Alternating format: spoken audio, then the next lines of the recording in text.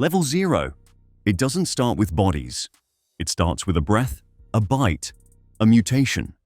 A virus jumps from animal to human, a zoonotic leap across species lines that once held firm for millennia. But nature cheats borders. Bats roost near markets, pigs crowd with poultry, and somewhere, a virus finds a better home, us. It might be a single droplet from a chimp's blood, or a hunter gutting bushmeat, or a farmer breathing dust stirred by a rodent's feet. This is the beginning of all plagues, not a roar, but a whisper. Ebola, HIV, Nipah, MERS, SARS. Each one had a spark moment. Each one started with one infected host and an immune system that had never seen anything like it. There's no panic yet, no headlines, no lockdowns, but the clock is ticking.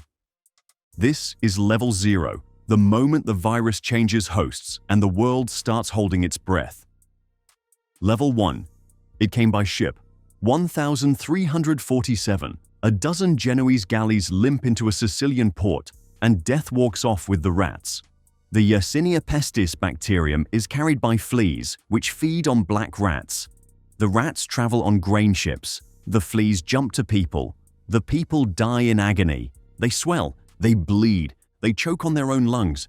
This is Bubonic Plague, the one that turned Europe black with rot and silence. It infects the lymphatic system, causing buboes, swollen, oozing lumps in the armpits and groin. Fever follows, then delirium, then death, often within 3 to 5 days. It killed 30 to 60% of Europe.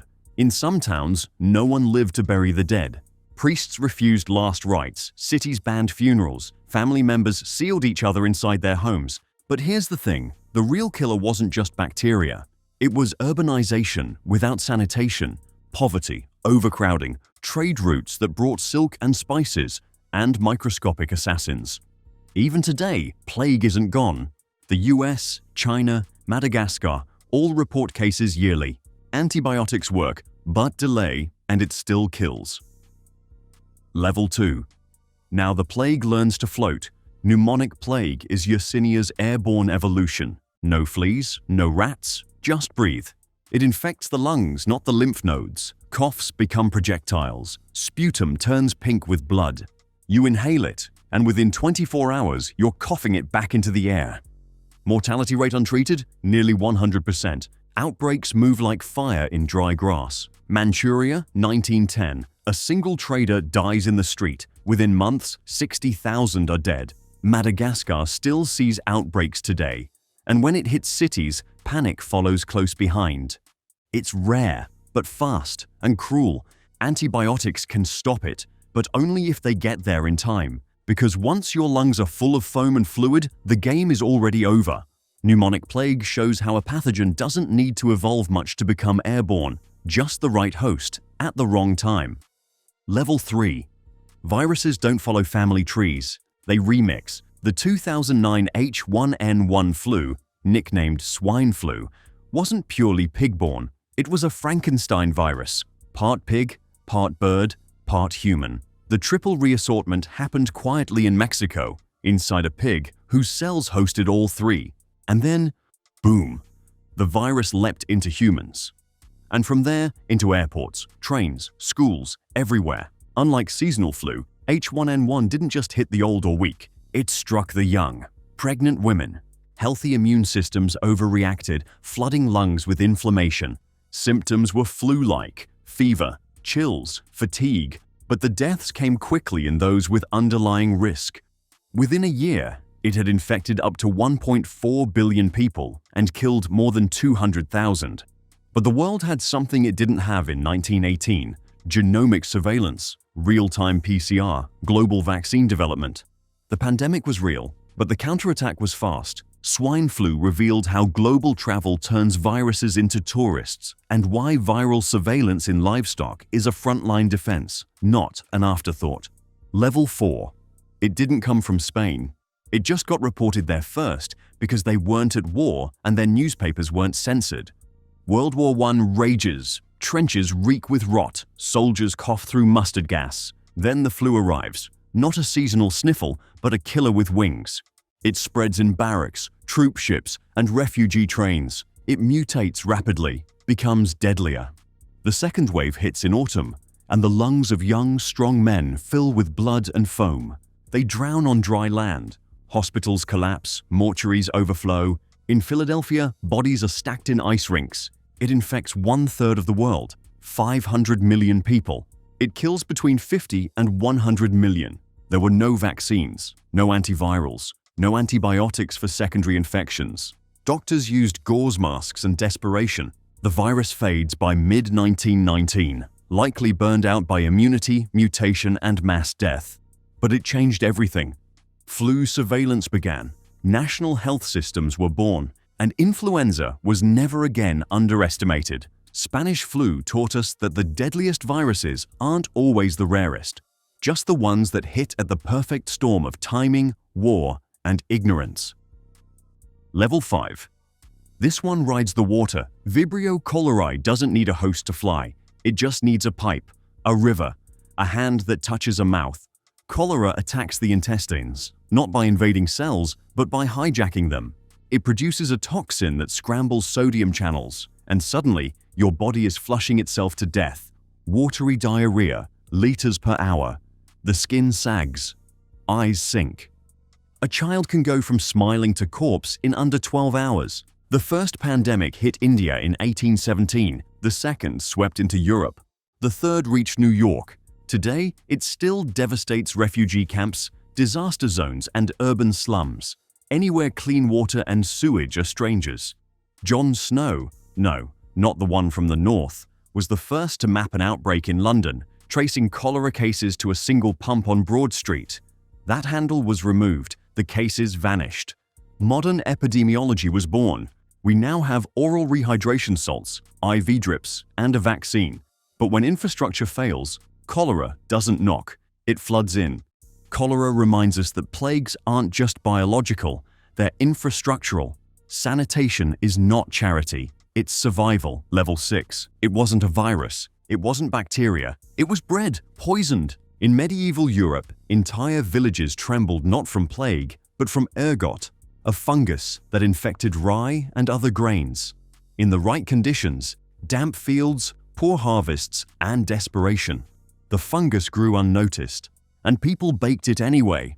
What followed looked like mass hysteria. Fingers turned black, feet felt like they were burning, hence Saint Anthony's fire. People screamed in agony, convulsed in churches, hallucinated demons.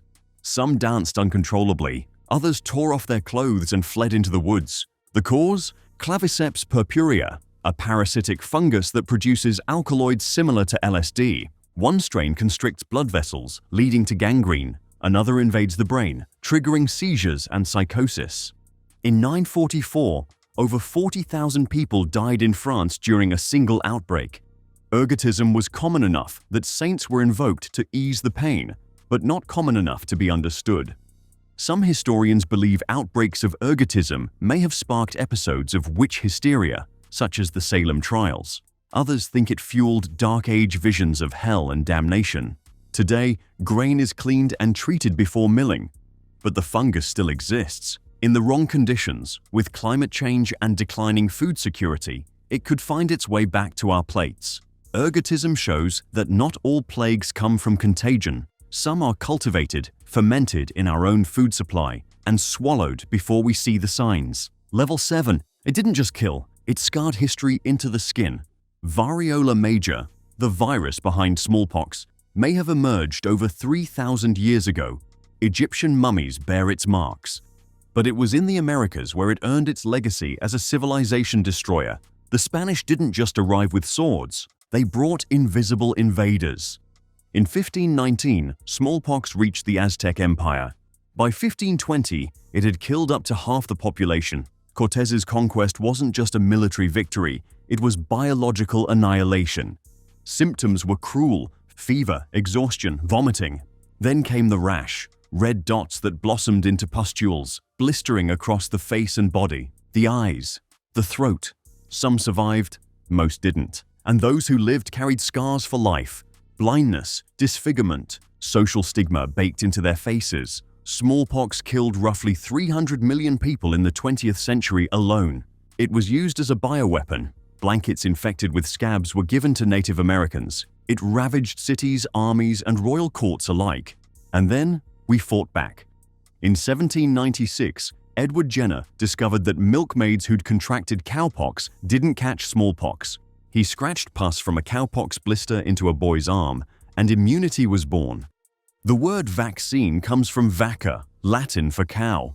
By 1980, after a global vaccination campaign, smallpox was declared eradicated, the first human disease ever wiped from the planet. But two samples still exist, one in the US, one in Russia, frozen, watched, and feared.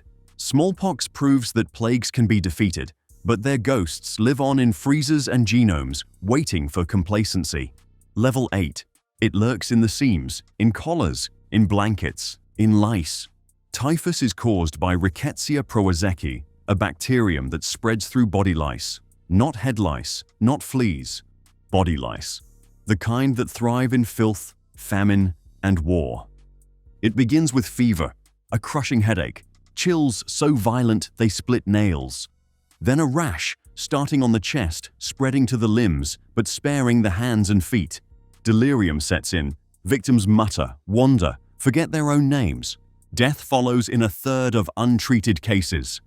It doesn't spread easily, but when it does, it rides armies. In 1812, Napoleon marched into Russia with 600,000 men.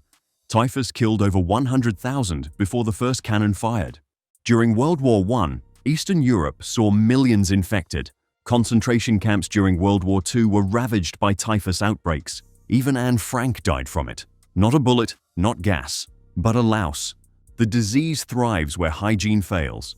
Refugee camps, prisons, disaster zones with no clean clothes, no soap, no space. There is a vaccine, rarely used. Antibiotics work, but only if they arrive before the body's systems fail. And still, typhus flares up. Burundi, Ethiopia, refugee camps in Yemen. Wherever the seams of humanity split, it seeps through.